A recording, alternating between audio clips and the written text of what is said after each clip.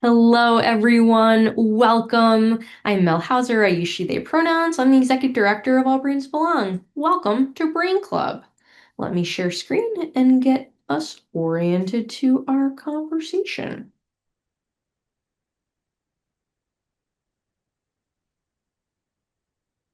We are continuing our exploration of nervous system regulation this month. We are going to be revisiting a Brain Club classic from 2022 with a new spin. When Home Dysregulates You, an interview with one of my favorite humans in the whole world, Hannah Bloom, who is an occupational therapist and actually was our founding past board chair. Before we begin, closed captions are enabled. You just have to toggle them on if you want to use them. Depending on your version of Zoom, you might see the live transcript closed captioning icon. If not, look for the more ... and choose show subtitles. You can do the same and choose hide subtitles if you want to turn them off. If you're new to All Brains Belong and to Brain Club, welcome or welcome back.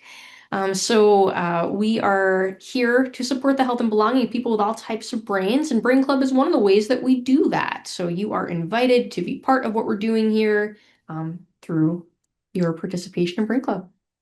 Brain Club is our weekly education program where we demonstrate our approach to neuro-inclusive culture for purposes of shifting broader community awareness of the topics of concern and importance to neurodivergent people in our community, so as to promote new ways of thinking and being in the world, with the idea that then you take it forth into the rest of your life, and that's how culture change happens.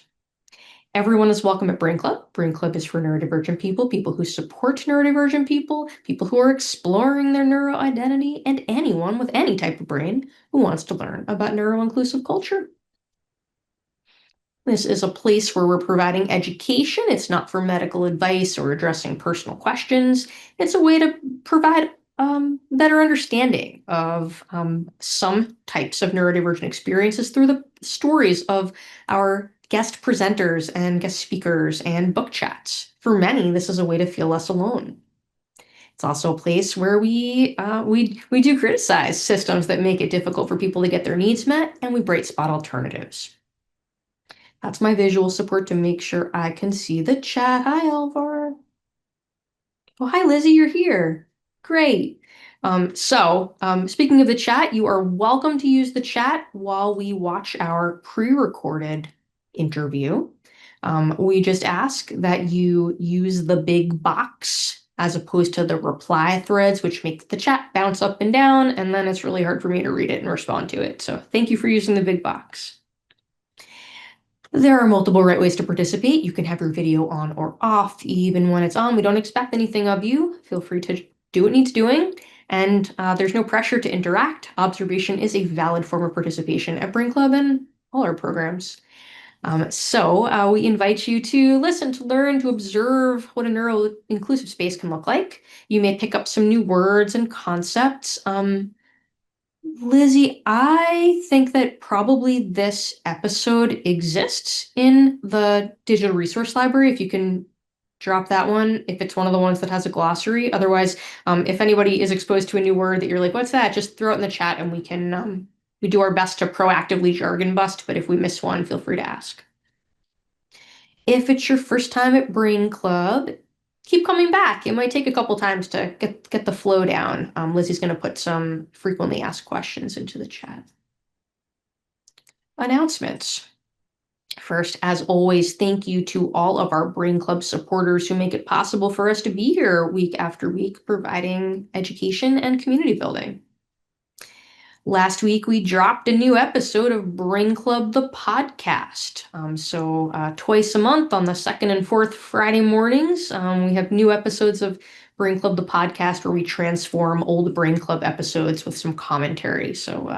Love for you to check it out. You also, if you missed last week's webinar, you can still sign up to get the recording. Lizzie's going to put the link in the chat. Last week, we looked at the constellation of intertwined medical problems that many autistic and ADHD people in our community suffer from, with a spin on the autonomic nervous system. speaking of the nervous system, we're continuing our last month's theme, Understanding Your Nervous System Part 2. We're going to be looking at dysregulation at home, at work, and we're going to be revisiting a book called Anchored by Deb Dana with our book chat at the end of the month. Well, that's great, Kathy. Thank you. All right. And so with that, let's chat with Hannah, except I have to reshare and get the sound going.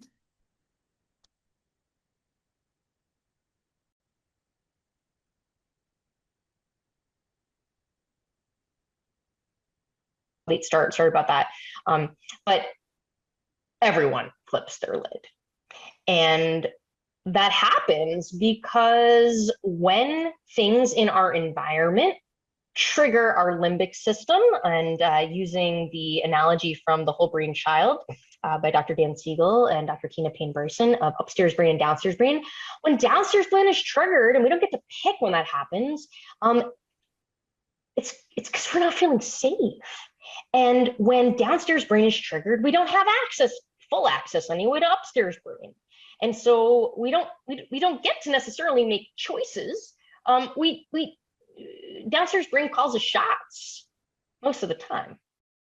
And so that can take many different forms. If someone is overtly like throwing things and screaming, you might be able to detect that they're dysregulated. But dysregulation can take many other forms. And sometimes it's even hard to know when someone's dysregulated, or even to recognize when we ourselves are dysregulated. So All Brains Belong, in addition to being governed by our board of directors, we have a community advisory board. And so this spring, we asked, hey, how are we going to know when our community is more neuro-inclusive? And this is what they said. I'm not going to invite you to study this right now. It's up on the website. It's one of my favorite things. But I'm just going to show you that so many people in our community, this comes down to access needs, being able to communicate access needs, explore access needs, negotiate conflicting access needs, that is one of the ways that we're going to define our impact. And that's why for this summer, all we've done pretty much is talk about access needs. And if you've not been to a brain club in the last couple of months to hear us talking about this, access needs are anything that is required to meaningfully participate in life. And everyone has access needs. They may just not think about it that way, but when framed that way, it really can explain a lot of things. And often we have conflicting access needs. The example I always like to give in my house is like when Luna, my 5-year-old, needs to make noise at the top of her lungs at the exact same time that I need complete quiet. Yeah, that's conflicting access needs. And why this matters to today's conversation is that often we are in co-dysregulation encounters and we may not even know it. And if we do, we may not realize that a lot of co-dysregulation, meaning rather than co-regulation, like we are returning to calm together, we are doing the opposite together, escalating, co-escalating, relates to conflicting access needs, where we two or more people have things that are required for them to meaningfully participate. And of course, brain rules are an example of cognitive access needs. So go back and watch January and February, because there's a lot of gems in old brain clubs about the co-regulation versus dysregulation experience. But that is just a recap to get us all on the same page for my conversation with Hannah Bloom. And I'm going to, actually I have to stop share so that I can reshare with sound, because I always forget to do that.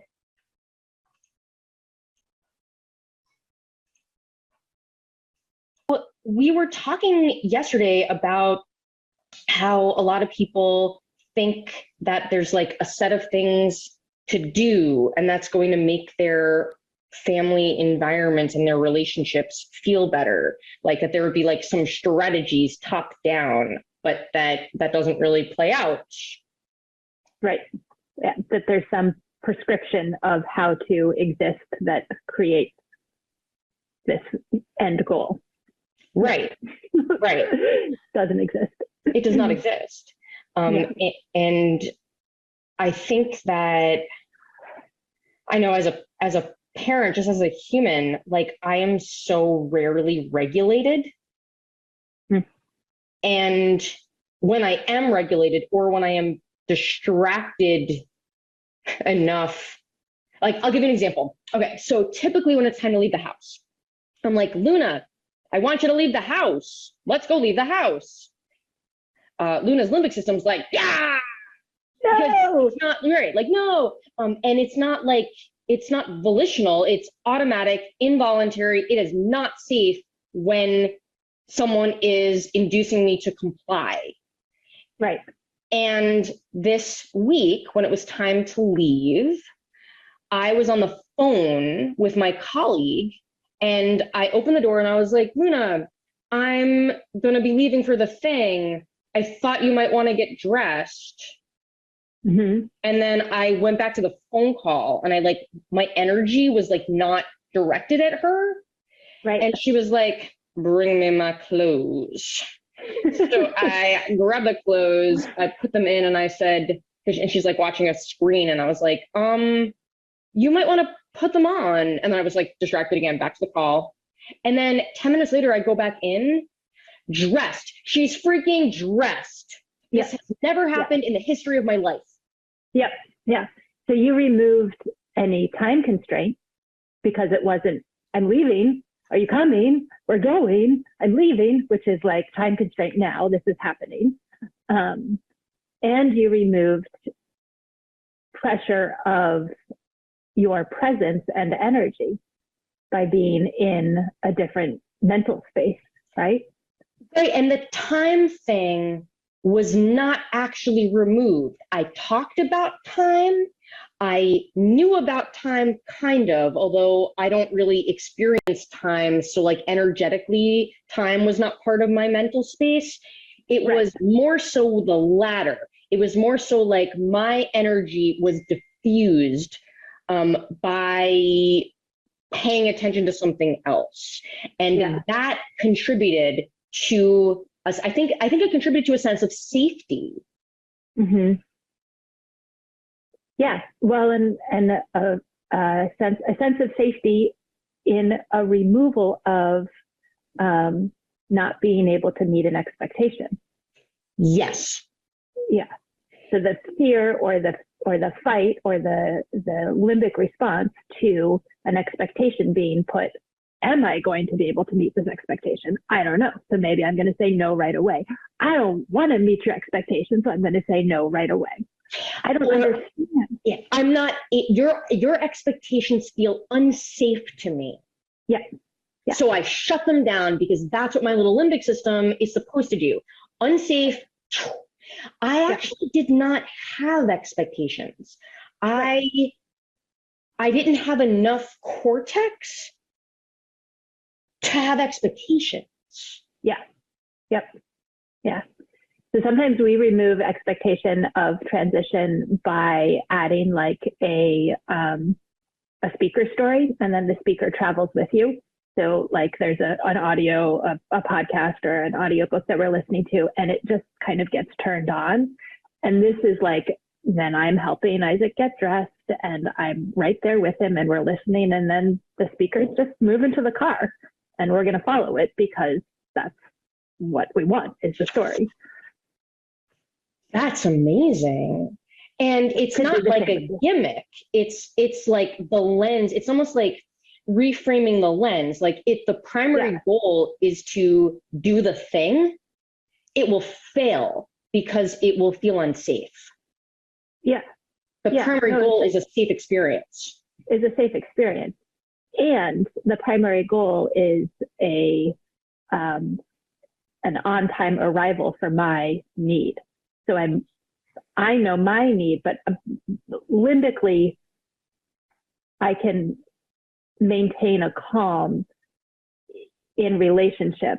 So I know my need of getting somewhere by a certain time. So I can rewind that by 2 hours because this is how my brain works. And I can know that, okay, it's going to take this amount of time to do these things. And what are the tools or what's the safety net that's going to allow this to happen so that I'm not late, which is when my limbic kicks in and I get stressed. But I give like a huge amount of time to be able to get to that point. And it's removing for Isaac, it's removing a list of must-dos before a final external unsafe expectation. You getting to work is not, me getting to work on time is not a need of his. So I don't even put that on the schedule sometimes, right? So you're also talking about framing this as an access need issue. So your access need is to arrive on time. It doesn't matter whether it's rational or irrational. It could very well be a brain rule and not a world rule, but it is your brain rule and it is serving you. And so you are keeping it. And so the way that you have negotiated conflicting access needs is to plan your day with this 2-hour lead up so that your energy. So this is about like planning your life around having to basically it's planning your life around being regulated. Regulated. Yep. Yeah. Yeah. That's interesting. Yeah. So that must mean that it's not just about blocking out 2 hours. Like you're essentially building your life around being regulated. That sounds like a good idea. How do you do that? Yeah. How do you do that? A lot of tools. I mean, a lot of access needs, a lot of accommodations that fit, that are forever changing because sometimes what works one week isn't what works today, but that's okay. You're roll with it and flexible. So that using a story, using a cognitive engagement for Isaac gives him safety that allows his nervous system to continue to do the mundane, brush my teeth, put my socks on, walk to the car, buckle my seatbelt. Like those are all tedious tasks to his nervous system. So a cognitive engagement that's enjoyable gives him more access to that hard stuff. It's the threshold piece. How many stressful pieces of my day can I do without it all adding up into full system stress? Yes. You know, that is making me think about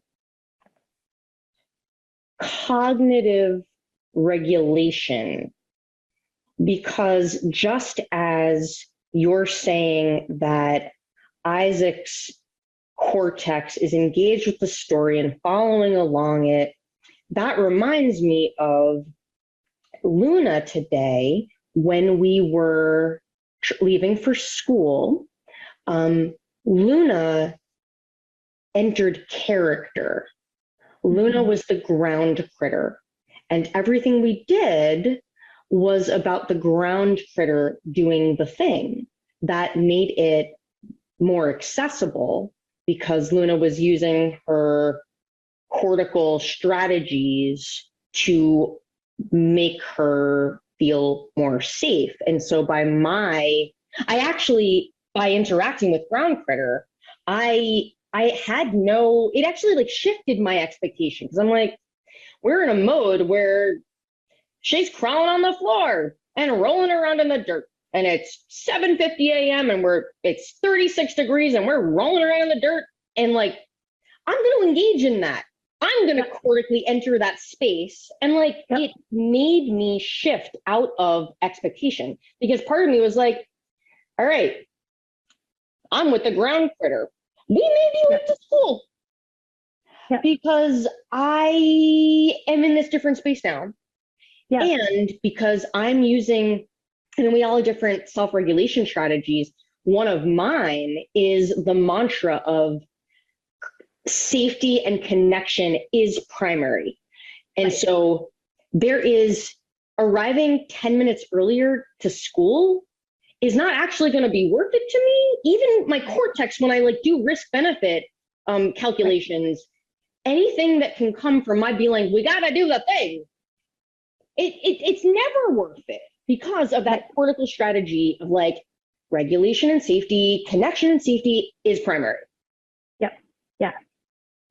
Your one brain, the human brain, will not have expansive access, won't be able to engage, to learn, to have partnership if it's all right, if it's all in sympathetic fight, flight, freeze, flop mode. And the way to keep that cortical is connection and safety. And so you use that cortical top-down method to achieve your state of regulation and be present in the environment and the emotional and neuroceptive energetic energy that's right there and available. And in that, you access a different level of connection and regulation and togetherness, right? Yes. So we've had the experience of being around a small group of kids with hypersensitive neuroception threat detection systems. And this has gone really well. What do you think has made it go well? And by go well, I mean the kids feel safe and want to come back. Yeah. What do I think's made it smooth or accessible? Yeah.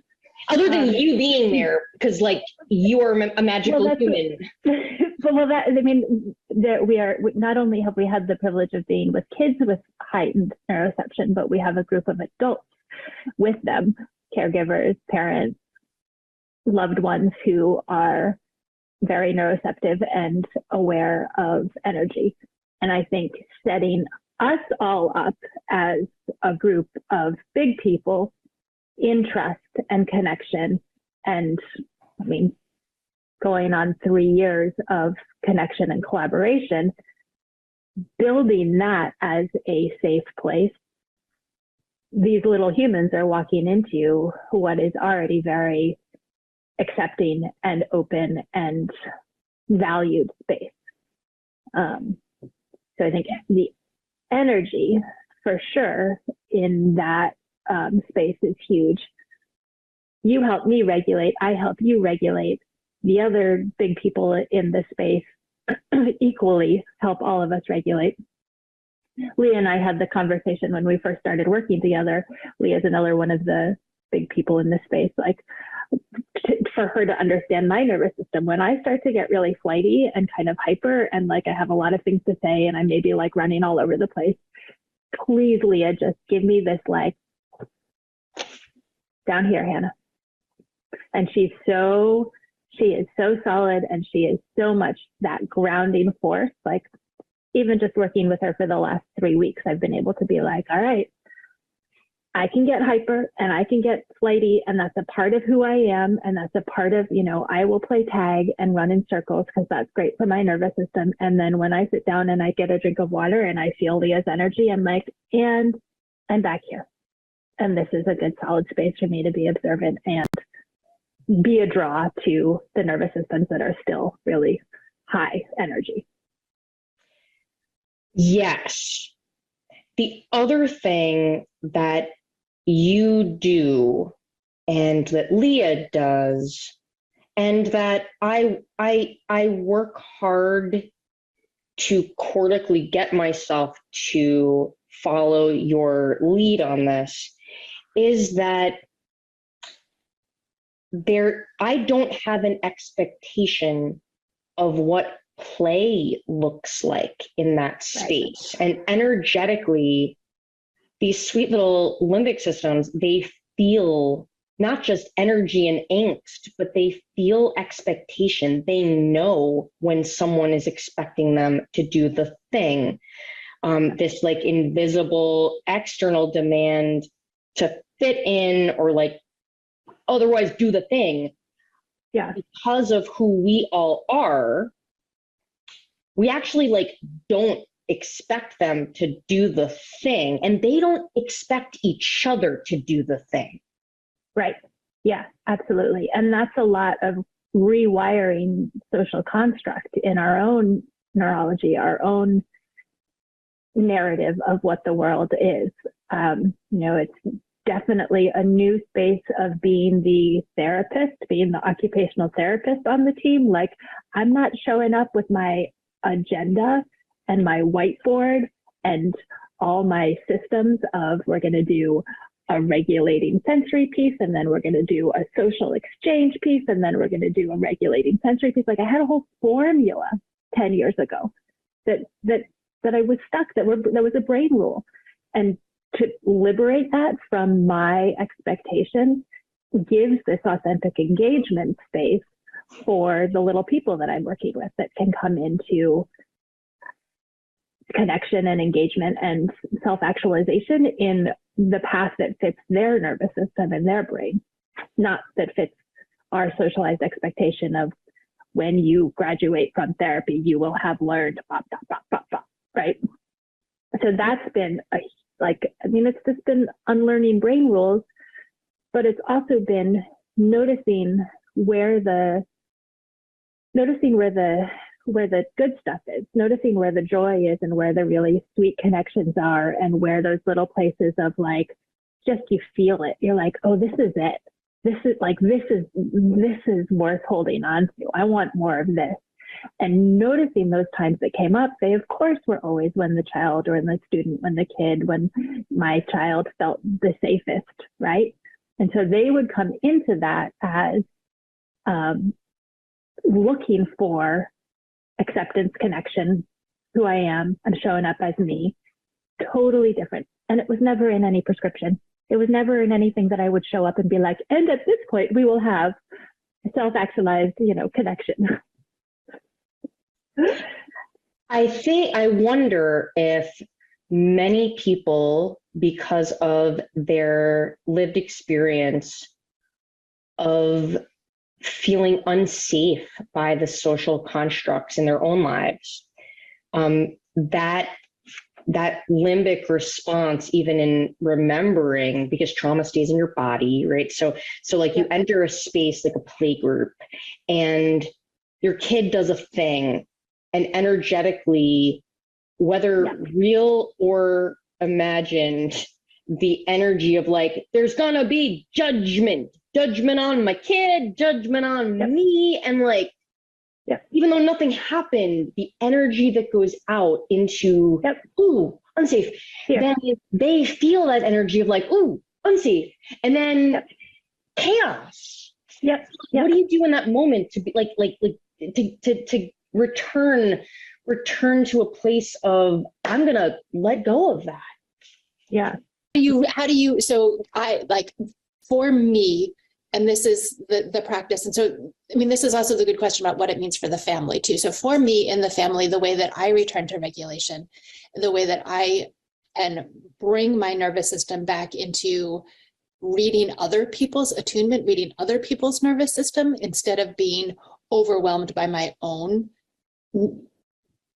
whatever it is going on. The best way for me to do that is to get down on the ground. Again, this is me, and this is experiments of years of knowing how to attune. For me, it's squatting down close. It's putting both my hands on the ground for a second, the floor. So I squat and I'm low. There's something about the proprioceptive work. Like, I think because my glutes kick in so much, I'm like, oh, here's my body. And because I get into flexion, I'm like, oh, here I am. This is my contained little nervous system. Putting my hands on the ground feels strong. I feel like, yep, I am strong. I am a strong person. I can do this. So I'm building from the sensory system back into regulation. And I've practiced it enough over the years that I can do it fairly quickly in my nervous system. Those cues kick in safety for my neuroception. And it's subconscious. It is something our brains are always doing all the time, scanning the environment, scanning the interrelationships, scanning the internal relationship, the internal environment for safety. And we are geared for it. So once we feel it, once we find it, it's what our system wants to go to. That homeostasis is where we want to be cellularly, right? Yes. Okay. So for my nervous system, it's that. It's getting low, it's getting grounded. It's softening my face, like actively saying, let your eyes soften. Don't create some expected emotion.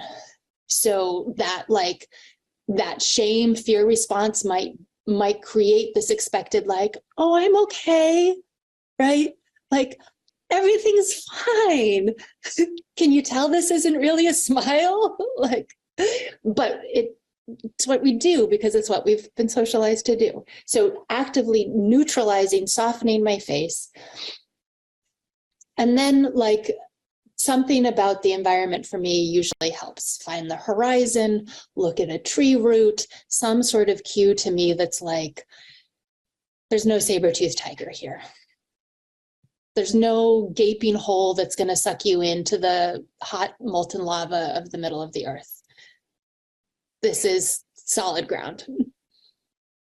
So you're describing that you begin with a bottom-up strategy. You get into your body and you ground yourself, whatever that means to you. You ground yourself, and then you have access to your cortex where you are cortically mediating your limbic response, because now you have access to your cortex because you did that initial bottom up softening to take the edge off, to bring your cortex back online, and then you go to that. I think a lot of people skip right to that, or they try to skip right to that, and they don't have access to their cortex, and you can't skip it. You have to do something to access your cortex.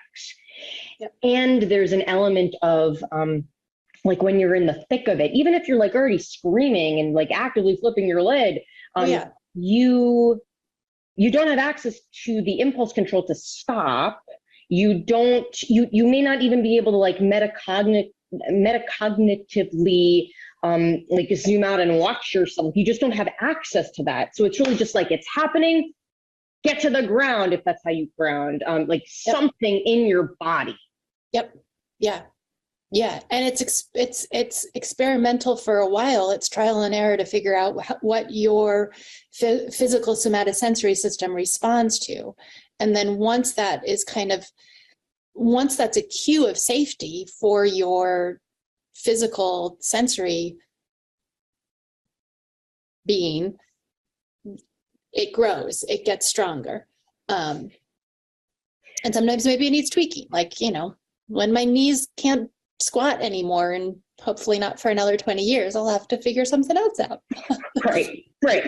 The other thing is that if someone knows that their go-to self-reg plan is a top-down, trying to use their cortex. Yep. One thing that I've found helpful is to prepare ahead of time what I'm wanting my cortex to do. Yep. Because if I can ideate and motor plan it ahead of time, I can maybe access it as automatic loop I can pull in, as opposed to trying to use it in the moment, because then it becomes not a stop, impulse control stop. It's don't foot's on the gas already. Don't try to step on the brake of stop screaming at your kid. It's I'm going to go to my automatic loop.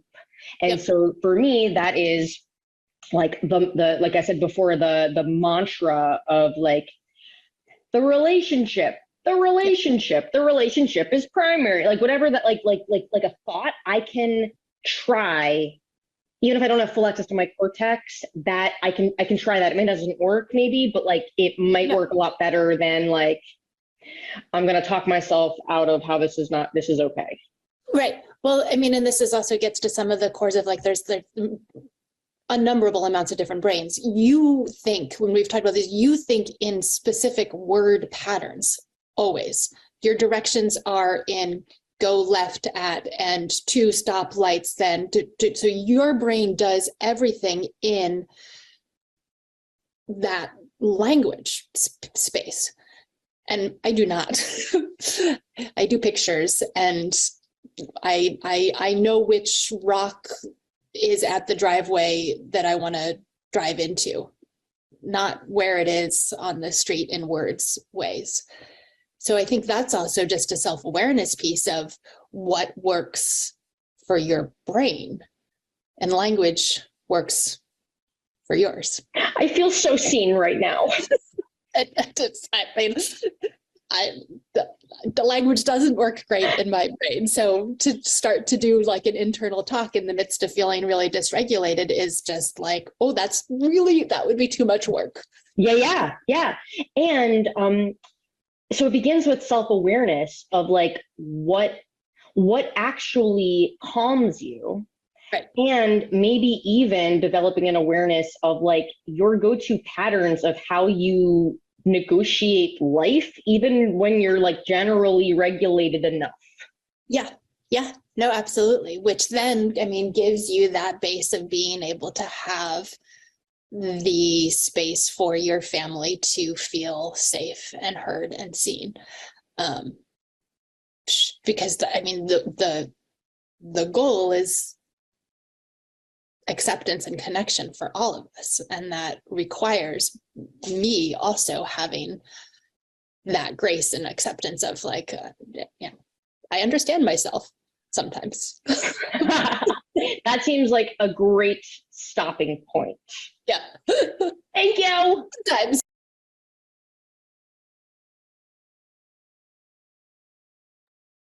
I love that interview so much. I loved it 3 years ago. I love it now. I also love that there's folks in the audience who were definitely here for it originally, and so many new folks who have joined the community.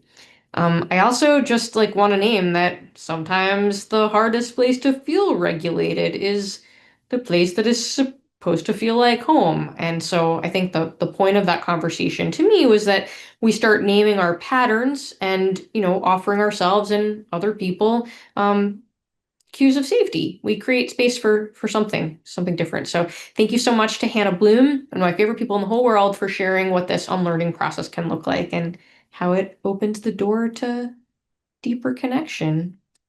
And so we have a few minutes left. If anybody would like to share one thing they are taking away from this conversation.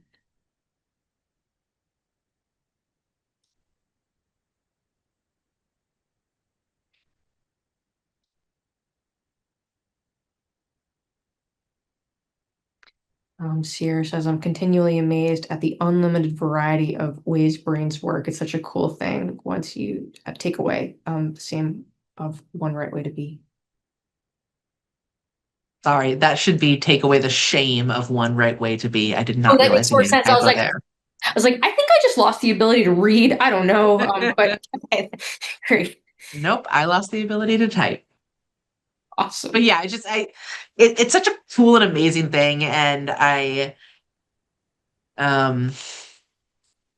think it really sucks that there's a lot of people in the world who don't think that the cool variety of ways that brains work is a good thing. And I'm really glad to be around people who really love that, and I love that I get to talk about brains every day. So I feel very lucky. That's what I'm taking away. Thank you, Sierra. And I think that I mean, there's so many things in life that we don't have agency and autonomy over, but like when we can surround ourselves with people who get it and who are operating in a paradigm where there is no one correct type of brain or way to do the thing, like that's going to have an impact on one's nervous system that is different from being around people who operate in a neuronormative ableist paradigm. Anne. So I'm having definite video tech trouble tonight. So I having a hard time being seen. But anyways, I just can't, and I hope it's not personal, too personal, but I was just saying or thinking, where were you? Like, gosh, I wish you were around when my kid was younger because I just walk away every time with so many valuable things. And I think what struck me the most is that like the amount of time I tried to protect, not develop that sense of like safety for my kid, but I was so concerned about like what we looked at like as a family unit and how my kid was in the world instead of like, no, like my kid's fine and my kid's brain is fine and our family unit is fine. And it's just that people don't understand like what I think what Sierra was just saying, that brains are different and they should be celebrated, not like criticized and just um, always under a microscope and what's wrong. I feel like it was always what's wrong instead of like what's right. And I think that that's my takeaway is that, and I'm a teacher and I'm always looking at like what's right with kids and what makes kids do what they do. And I don't, I think what she spoke about, like how she doesn't prescribe, doesn't go into it with like an expectation or what almost like what she wants to get out of that. It's almost like you're always looking at what the kid, it's constantly. And it's just I don't know, just a lot. There was so much, and I'm sorry if I missed at the beginning, but I'm hoping I want to rewatch that again, and I'm hoping that is that possible? Like I think there was a Yeah, definitely. Yeah, so thank you so much, Anne. I'm First of all, sorry, it was a lot. It just that brought up a lot. It was I thought it was I agree, it was just pretty powerful. So it, thank you. it's one of my favorite brain clubs of all time. So thank you so much for sharing that and like giving, I mean, I think like I relate to that so much of just all the times like living in a place of shame and fear and like all of that. And, you know, a lot of it is for me is a lot of internalized ableism of like the thing I wanted to shut down is the thing that I have most struggled with, and for myself. And so I think that like part of being in community with other people doing this unlearning is that, you know, we help each other rewrite those stories in a way that we absolutely can't, like it's really hard to do that kind of unlearning on your own. And yes, you'll be able to rewatch the video. So tonight's being recorded, and I'll also I will see if in a timely manner I can find the original recording too. Might be a little less fuzzy. Alvar says, I very much appreciate the insight, and I'm still left wondering how to implement this when others aren't self-aware or willing to work on this individually and or together. I suppose that's not surprising or new, but it's an ongoing challenge and question. Oh, 1,000%. It's a completely different universe when someone has self-awareness versus do not. And so I think I don't have any magical answer to that. I can just say that you can't make anyone understand and you can't make anyone change their behavior. And it's just like when possible, we spend time with people who get it. And when we can't opt out of other kinds of encounters, we can remember that it's not our fault. We're not doing anything wrong. We're not broken. And as soon as this encounter is over, I can get back to save people. And so, with that, thank you all so much for being here and thank you for being part of our community. We are going to continue our conversation about exploring and owning our nervous systems patterns at work. We're going to be, we've got a panel next week, a community panel of folks talking about being dysregulated at work. It's also one of my favorite brain clubs of all time, I think from 2023. And so we look forward to seeing you next week. Thanks, everybody. Bye.